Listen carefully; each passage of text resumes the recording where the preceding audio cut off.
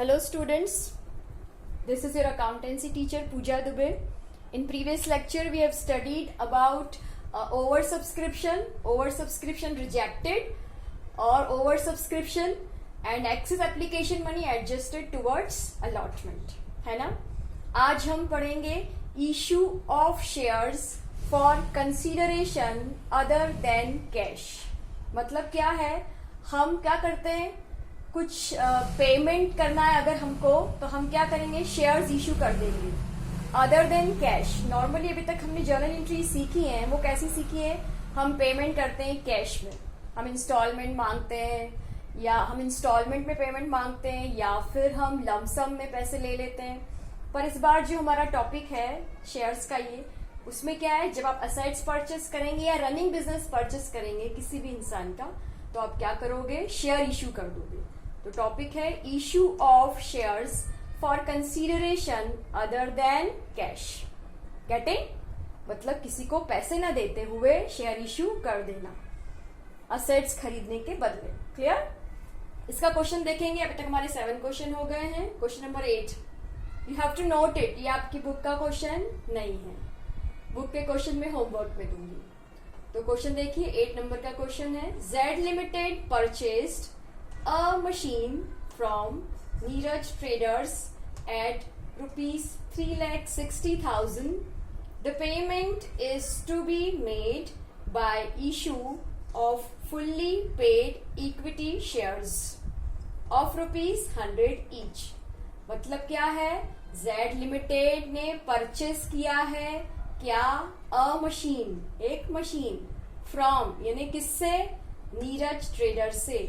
Question को समझो, Z limited purchase यानी जेड लिमिटेड ने परचेस किया है, क्या परचेस किया है, एक मशीन, अ मशीन, फ्रॉम यानी से, किससे, from Neeraj traders.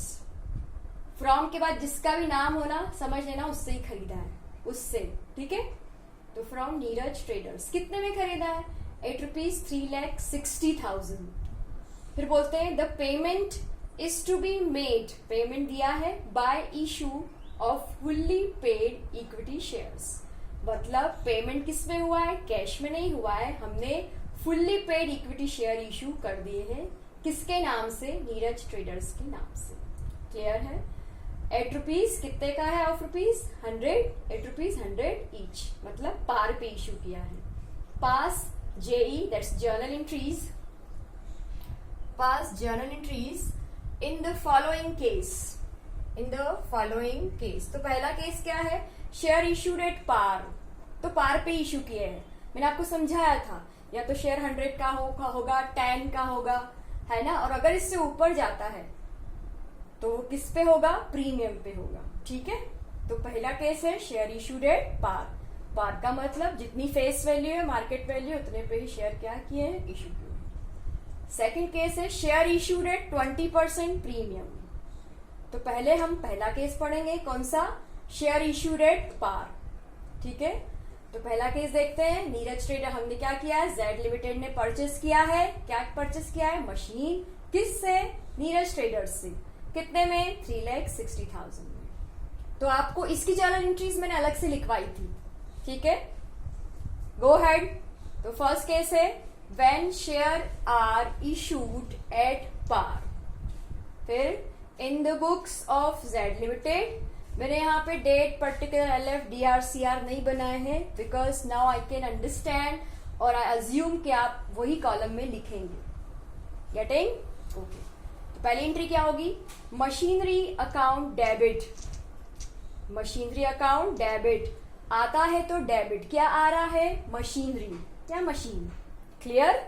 Machinery account debit to Neeraj Traders, किससे खरीदा है, नीरज ट्रेडर्स से।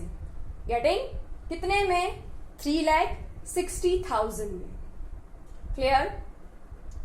बीइंग मशीन परचेज्ड, ये बहुत छोटा सा नरेशन है, या तो आप ये भी लिख सकते हैं being machine purchase from Neeraj Traders, both are correct. अब ये तो हमने मशीन की एंट्री कि ये खरीद ली, आता है तो डेबिट। अब पेमेंट किसमें कर रहे हो, तो हमने किए हैं फुल्ली पेड इक्विटी शेयर्स, हमने फुल्ली पेड इक्विटी शेयर्स उसको इशू किए हैं। तो नीरज डेबिट हो जाएगा, नीरज के पास आ रहे हैं शेयर्स, तो Neeraj Traders debit to equity share capital account. कितना? 3,60,000, 3,60,000। ये तो हमने एंट्रीज देख ली। इसका एक वर्किंग नोट है, क्या है? तो number of shares to be issued.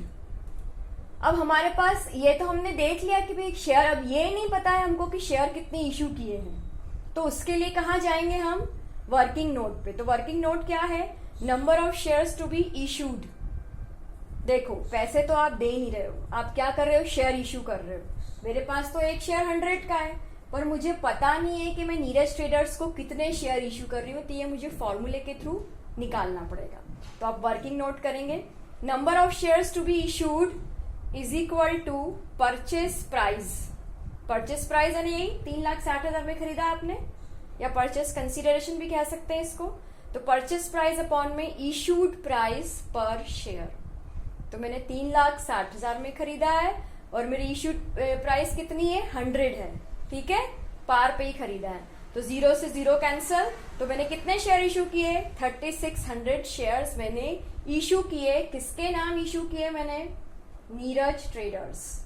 तो वही 3,600 इंटू 100 किया है, तभी क्या आया है? 3,60,000। बात समझ में आ गई? आपको ये वर्किंग नोट लिखाना जरूरी है, क्योंकि आपको ये नहीं पता है कि आपने जिस इंसान से मशीनरी खरीदी है उसको कितने शेयर्स इशूड किए हैं। पेमेंट की बात नहीं हो रही है, किसकी बात हो रही है? कितने शेयर्स इशू किए हैं। क्यों? क्योंकि हमारा केस ही वही है कि हम पैसे ना देके क्या इशू करते हैं? शेयर्स। तो कितने शेयर इशू करें वो क्वेश्चन में नहीं दिया है, तो इसीलिए आपको इस फॉर्मूले के थ्रू निकालना पड़ेगा कि 3,600 शेयर्स हमने इशू किए हैं। Point clear? तो ये जो हमने डायरेक्ट यहां से अमाउंट नहीं करना है, आपको पहले वर्किंग नोट करना है, ठीक है। अब हम देखेंगे second case, when share issued at 20% premium.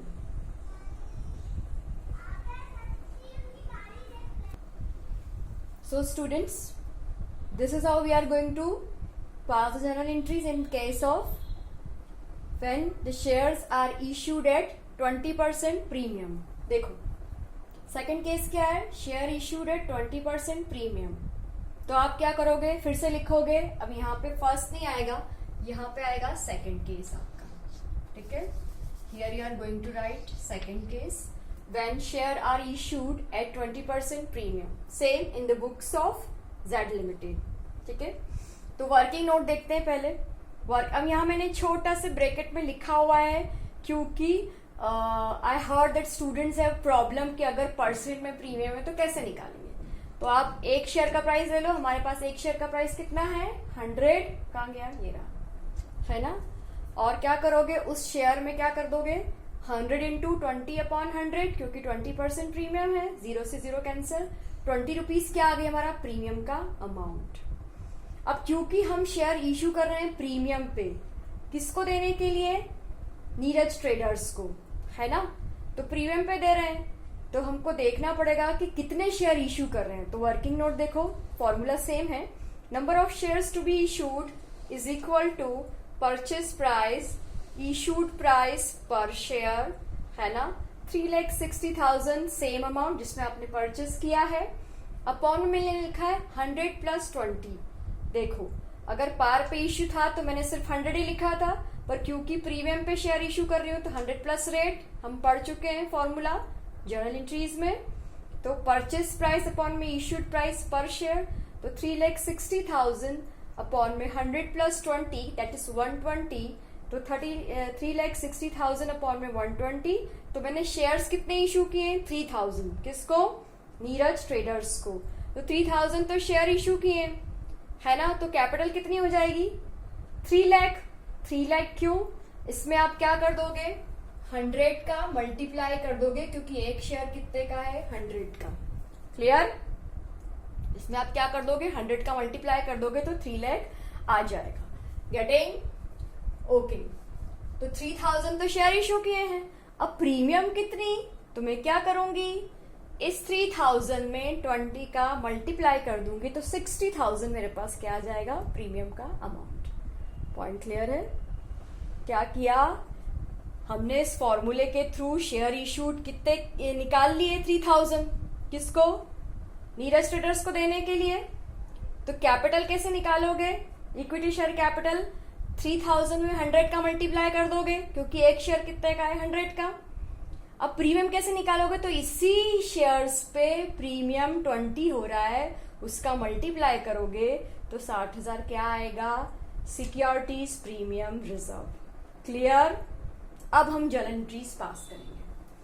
Machinery account debit to Neeraj Traders. एक चीज देखी आपने, पहली एंट्री कॉमन है, पार में भी पहली एंट्री यही थी और प्रीमियम में भी पहली एंट्री यही होगी, क्योंकि मशीन आ रही है, आप परचेस कर रहे हो ना मशीनरी असेट्स। तो machinery account debit to Neeraj Traders, same amount 3,60,000। अब आई पेमेंट की बारी। नीरज ट्रेडर्स डेबिट 3,60,000, तो कैपिटल में कितना जाएगा? तो to equity share capital account, मतलब मैंने उसको इक्विटी शेयर्स कितने अलॉट किए हैं? 3,000 इंटू 10, मैं यहां लिख देती हूँ, 3,000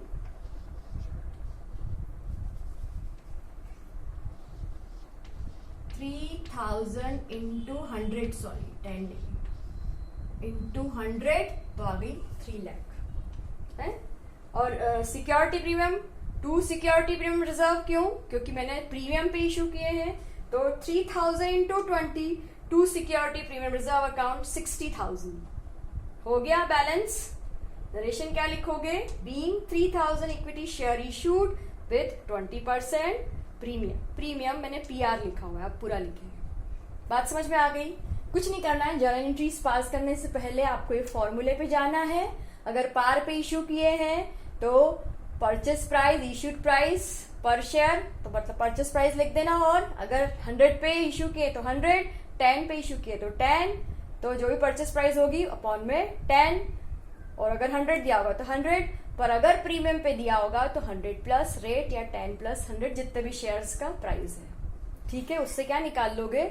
शेयर इशूड। क्यों?